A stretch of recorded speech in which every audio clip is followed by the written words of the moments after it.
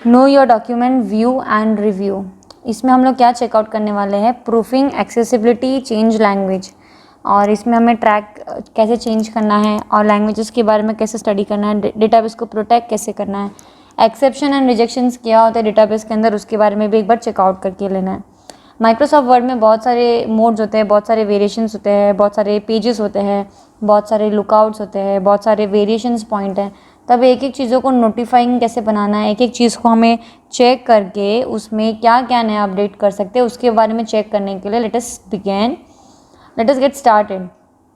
अब यहाँ पे मेरे पास बहुत सारी डॉक्यूमेंट्स ऑलरेडी अवेलेबल है जो मे बी रिसेंट फाइल्स में तो मुझे दिखा रहा है, लेकिन जब मैं उसको ओपन करने की कोशिश करती हूँ तब यहाँ पे क्या लिख के आता है, the directory name isn't valid. इसका मतलब क्या हो गया कि ये जो डॉक्यूमेंट है, जो भी पर्टिकुलर डॉक्यूमेंट मैं ओपन करने की कोशिश कर रही हूँ, वो ऑलरेडी मैंने अपने डिवाइस में से, मतलब ये जो लैपटॉप हो या कंप्यूटर हो उसमें से मैंने कट पेस्ट करके ले लिया या फिर डिलीट कर लिया है, या फिर कहीं पे बैकअप लेके मैंने इसका ड्राइव पे इस सिस्टम में से डिलीट कर दिया, इसलिए यहाँ पे दिखा रहा है you can not read drive.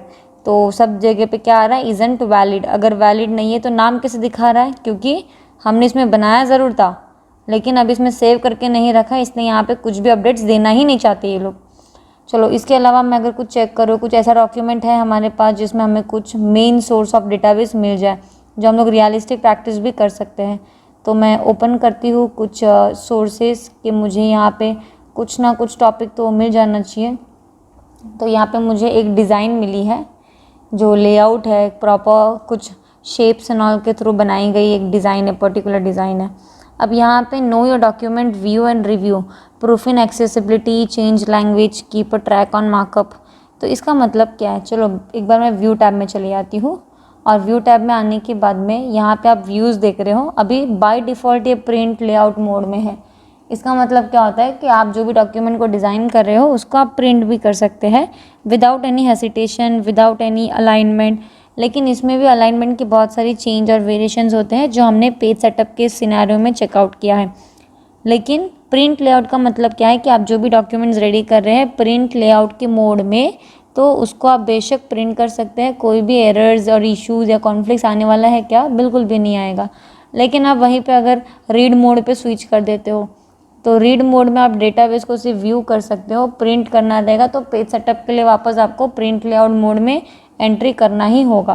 क्योंकि जो ये हम लोग ने रीड मोड पे आए, रीड मोड पे आप कुछ चीज़ों को एडिट भी नहीं कर पाओगे। आप क्या करोगे, इसमें सिर्फ फाइल है, टूल्स है, व्यू है। टूल्स पे क्लिक करोगे तो सिर्फ सर्च कर सकते हो, ट्रांसलेट कर सकते हो। व्यू करना है तो डॉक्यूमेंट को यहाँ पे आप नेविगेशन, पेज कलर, लेआउट और ये सारी चीज़ें। एडिट डॉक्यूमेंट पे अगर आप क्लिक करते हो तो बाय डिफ़ॉल्ट वापस ये back to the normal print layout में आ ही जाएगा। तो एक जाहिर सी बात है, आप अगर रीड मोड पे भी आते हो तो आपको प्रिंट लेआउट मोड पे एट द एंड आना ही है। इन केस अगर आप वेब लेआउट पे आ गए तो वेब लेआउट में भी हमें सारी ऑप्शंस तो मिलने ही वाले हैं एडिट करने के लिए, रीडिंग करने के लिए, लेकिन प्रिंट करने के टाइम पे हमारा जो पेज सेटअप है, हमारा जो पेज लुकआउट है वो थोड़ा मिस हो जाता है। तो हम जब भी अगर प्रिंट लेआउट या फिर वेब लेआउट या फिर रीड मोड, कोई भी जब मोड वैल्यू अगर चेंजेस करते हैं तब हमें चेकआउट करना है कि एक्चुअल नोटिफाइंग डेटा कौन सा है। तो this is the main thing of view tab. इसके अलावा अगर मैं आउटलाइन की बात करूँ, चलो मैं फिर से व्यू पे आ जाती हूँ और प्रिंट लेआउट अपना नॉर्मल है। तो व्यू में प्रिंट लेआउट पे आने के बाद में जब मैं आउटलाइन पे क्लिक करती हूँ तो आउटलाइन लाइन मुझे सिर्फ यहाँ पे एक चीज़ दिखा रही है, और आउटलाइनिंग करके एक अलग से टैब यहाँ पे ओपन हो चुका है जिसका स्लाइड सॉर्टर अगर आप देखोगे तो काफ़ी बड़ा है। यहाँ पे ये बहुत लॉन्ग वे पे जा रहा है, पूरा ब्लैंक डेटाबेस है। अगर मैं इसको प्लस करते जाऊँगी तो कुछ भी डिफ्रेंशिएट हो रहा है कि डेटाबेस पे नहीं हो रहा है। अगर मैं यहाँ पे एक एरर्स को फॉरवर्ड कर रही हूँ तो क्या हो रहा है, ये जो पॉइंटर है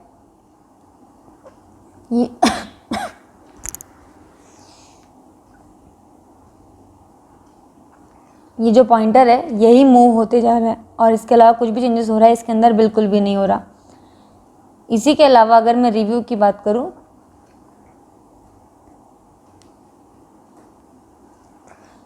so yes, sorry for the disturbance in between.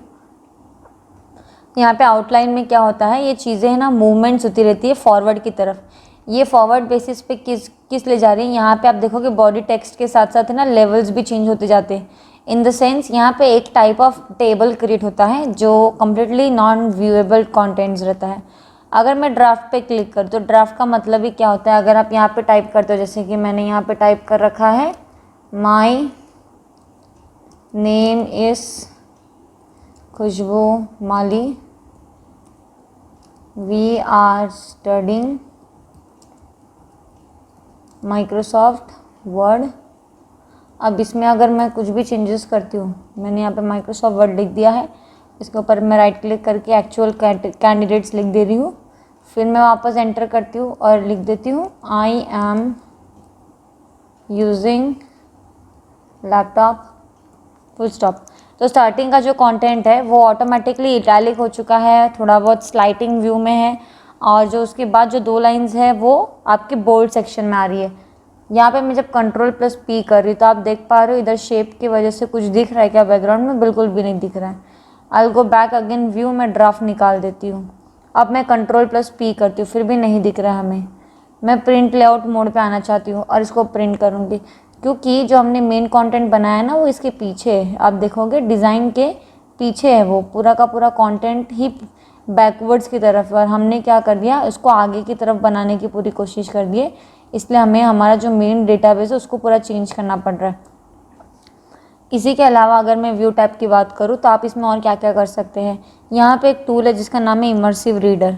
Switch to an immersive editing experience that helps improve your reading skills, adjust how text is displayed and have text read aloud. इसका मतलब क्या है, immersive reader के लिए text के बीच में space कितनी होनी चाहिए, लाइन पे फोकस करना है कि नहीं करना है, कोई पेज को आपको कलर पर्टिकुलरली अवॉइड करना है या फिर कलर अप्लाई करना है, तो यहाँ पे से आप पेज को पूरा का पूरा कंटेंट चेंज कर सकते हो।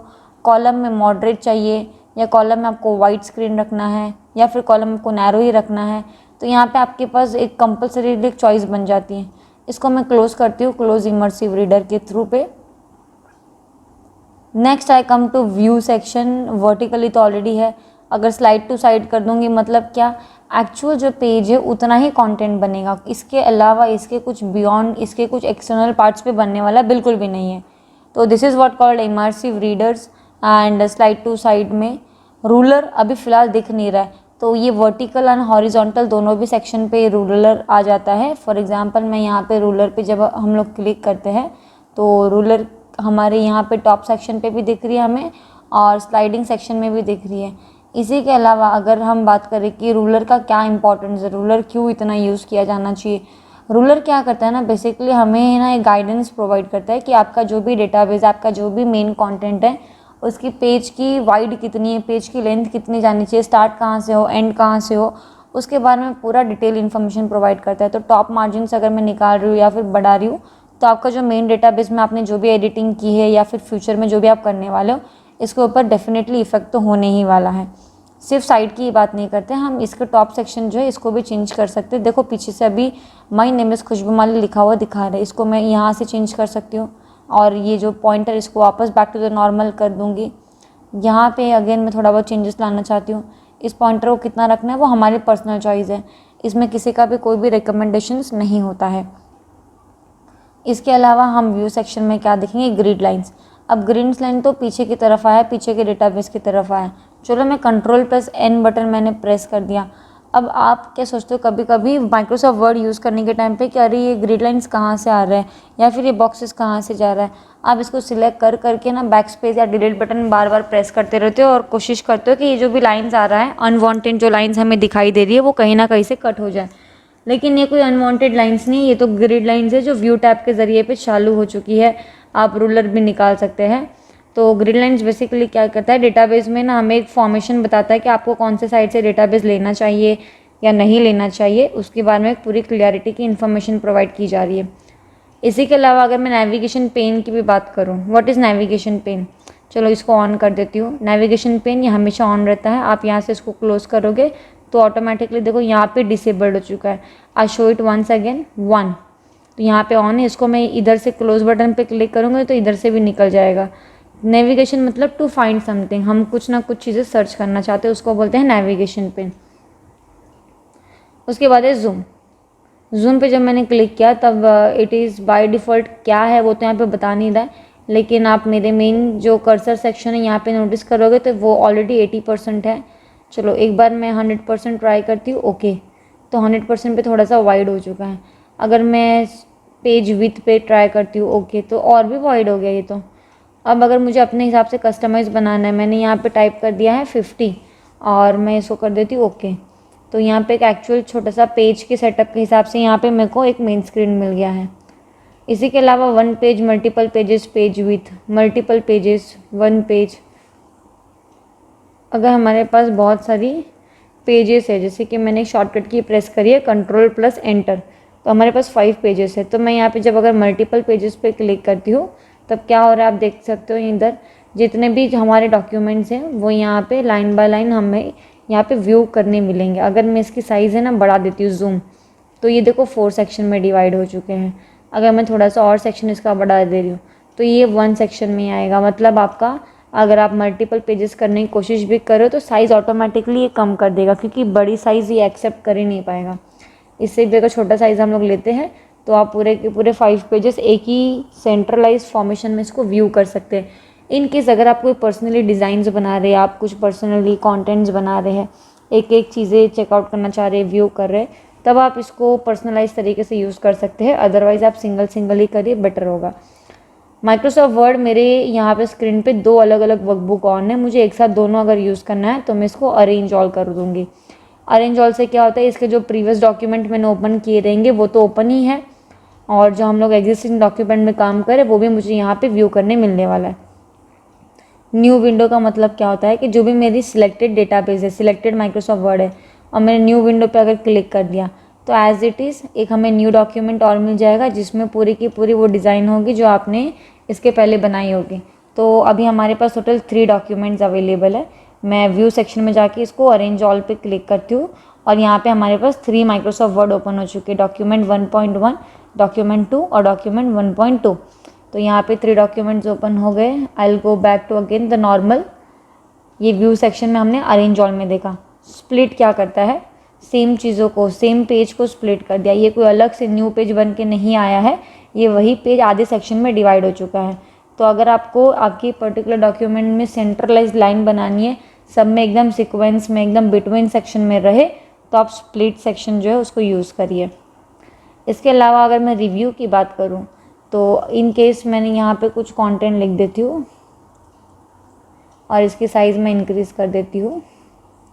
अब यहाँ पे कंटेंट है और मुझे स्पेलिंग एंड ग्रामर चेक करना है, तो ये जो चूज़ की स्पेलिंग है, या फिर मैं यहाँ पे मैंने एकदम रेड लाइन आ चुकी है, यहाँ पे ब्लू लाइन आ गई है, यहाँ पे रेड लाइन आई है, यहाँ पे भी रेड लाइन आ गई है,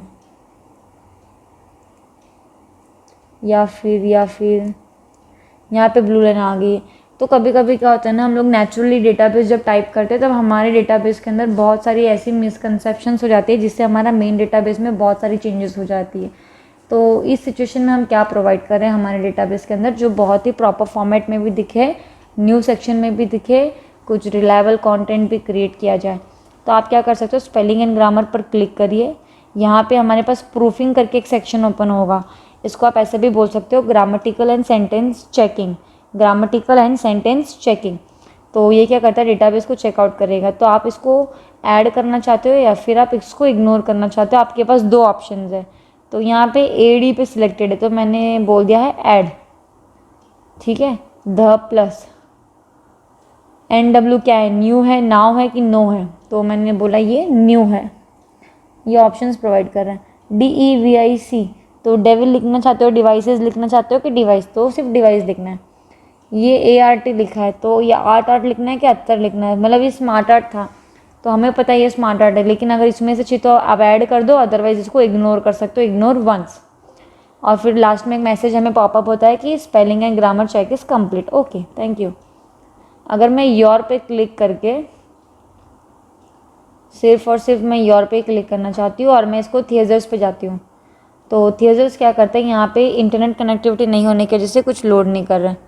लेकिन इसके प्रीवियस सेक्शन में हमने काफ़ी डिटेल में देखा है कि थिएजर्स आपका कोई भी एक पर्टिकुलर सिंगल जो वर्ड होता है उसको फाइंड आउट करके आपके डॉक्यूमेंट में एक रियलिस्टिक व्यू क्रिएट करता है, एक रियलिस्टिक डेटा क्रिएट करता है, जिस मतलब एक ही सिमिलर वर्ड के थ्रू उसका एक सिनोनिम फाइंड आउट करता है, थोड़ा मिलता जुलता वर्ड आपको चेक करके प्रोवाइड किया जाएगा।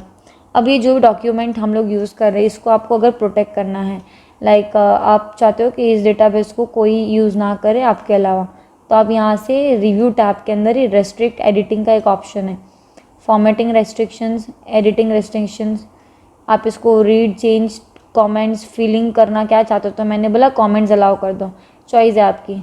एक्सेप्शन के एवरीवन, तो मैंने इसको एवरीवन कर दिया है। तो येस स्टार्ट्स एनफोर्सिंग प्रोटेक्शन, मैंने येस किया। तो यहाँ पे पासवर्ड पूछ रहा है, तो आप जो भी पासवर्ड इसमें इनक्रिप्ट करोगे याद रखिएगा, क्योंकि माइक्रोसॉफ्ट के टूल्स के अगर आप पासवर्ड भूल गए तो भूल जाइए कि कोई डेटाबेस भी है आपके पास। तो यहाँ पे मैंने ये पूरा अब कंप्लीट करके इसको क्लोज़ कर दिया है। कंट्रोल एस, सेव करना भी बहुत ज़रूरी है। मैंने डॉक्यूमेंट सेव ही नहीं किया, तो प्रोटेक्शन लगाने का भी मतलब नहीं है।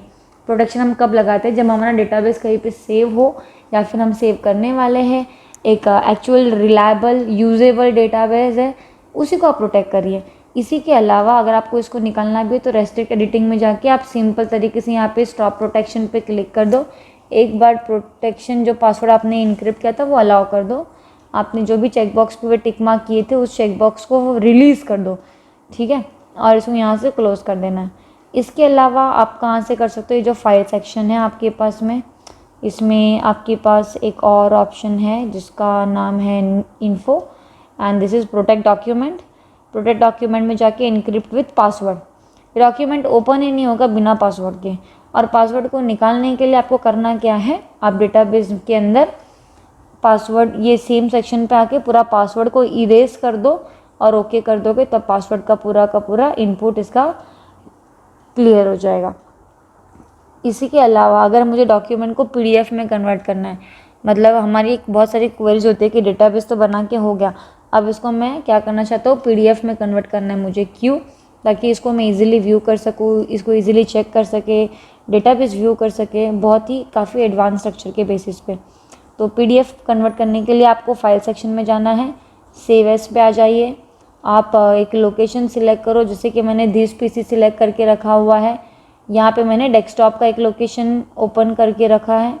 डेस्कटॉप के ऊपर आप सिंपल तरीके से वर्ड डॉक्यूमेंट पे क्लिक करके पीडीएफ पे क्लिक करते ही आपको कर देना है सेव। और जैसे आपने सेव पे क्लिक कर दे रहे हो तो जो भी आपने डेस्कटॉप, डाउनलोड्स, डॉक्यूमेंट्स, जो भी लोकेशन आप डिसाइड कर रहे हो, तो यहाँ पे एक पीडीएफ अपडेट हो जाएगी। जो भी डिज़ाइन आपने दिए, जो भी पिक्चर्स आप अप्लाई करना चाहते हो, तो वो सारा का सारा यहाँ पे व्यूएबल कंटेंट के थ्रू बन जाएगा। एक और चीज़, आपका 2013, 2016, 2019 कोई भी माइक्रोसॉफ्ट का वर्जन हो, उसमें आपको हेल्प बटन तो ज़रूर मिलने वाला है। हेल्प क्या करता है, अगर माइक्रोसॉफ्ट वर्ड में आपको कुछ सिस्टम की एरर आ रही है या फिर कोई ऐसी चीज़ें हैं जो आप सर्च कर आपको नहीं मिल पा रही है, तो आप माइक्रोसॉफ्ट से रिक्वेस्ट कर सकते हैं। आपकी जो भी ट्रेनिंग्स, आपकी जो भी लाइसेंस एप्लीकेशन की जो रिक्वायरमेंट है उसको अप्लाई करके देंगे। इसी के अलावा अगर मैं रिव्यू में और कुछ नया चीज़ों की बात करूँ तो कमेंट सेक्शन बहुत ज़्यादा ब्यूटीफुल है, बहुत ज़्यादा फेमस भी है, काफ़ी यूजिंग भी है। लाइक अगर मैंने कोई डॉक्यूमेंट्री रेडी की है, मैंने कोई ऑडियोग्राफी रेडी की है, या फिर कोई भी एक ऐसा कंटेंट रेडी किया है जो मैं पब्लिश करने के पहले लोगों को दिखा के चेक करवाना चाहती हूँ कि इसमें कुछ और भी सजेशंस की रिक्वायरमेंट है क्या, या फिर मेरा कोई प्रोजेक्ट है और मेरा सीनियर जो पर्सन है वो इसको चेक करके रीड करेगा, फिर कंफर्म करेगा, तो ही मैं आगे इसको प्रोसीड कर सकती हूँ। अगर ऐसे कोई सिनेरियो है तो कमेंट जिसमें मेरी बहुत हेल्प करेंगे। तो ये मैंने डॉक्यूमेंट शेयर करने के बाद में इसको कोई भी बंदा इसको सिलेक्ट करके यहाँ पे कमेंट कर सकता है क्या, कि इसको आप क्या कर दो, चेंज दिस, या फिर मैंने इसको सिलेक्ट करके बोल दिया यहाँ पे न्यू कमेंट में अप्लाई करके इंसर्ट पिक्चर। इसके अलावा मैंने इसको सिलेक्ट करके लाइक आप जो भी कमेंट्स आप बोल सकते हो। फिर जब हम इसको सेव करके सामने या अपोनेंट में या फिर अपोजिट पार्टी पे इसको वापस मेल करेंगे, जैसे ओपन करेंगे they will come to review, और कमेंट पे सिर्फ क्लिक करेंगे तो लाइन पूरी की पूरी सिलेक्ट हो जाती है, कमेंट्स भी उनको दिख जाते हैं, तो दे अंडरस्टैंड कि उसमें क्या चेंज करना है। इसको मैं रिजॉल्व भी कर सकती हूँ और इसको भी मैं रिजॉल्व कर सकती हूँ। तो ये पूरा रिजॉल्व हो चुका है, इसलिए बहुत ईजी तरीके से दिख रहा है यहाँ पे। अगर मैं इसको रीओपन करूँगी तो बैक टू द नॉर्मल हो जाएगा। कमेंट डिलीट करना है तो आपको मेन सेक्शन में यहाँ पे आके क्या कर दो, डिलीट पे क्लिक कर दो सिंपल तरीके से। इधर भी वन टाइम क्लिक करके डिलीट बटन पे क्लिक कर देना है, तो कमेंट्स भी डिलीट हो जाएंगे। लाइक आप किसी को भी पर्सनलाइज्ड एक मेल ड्रॉप कर सकते हो कि या this is the comment, so you can check it out. तो यहाँ पे मैंने रिव्यूज़ एंड व्यूज़ के बारे में थोड़ा सा डिस्कशन किया है। Let us see what more we can do. So thank you for till now.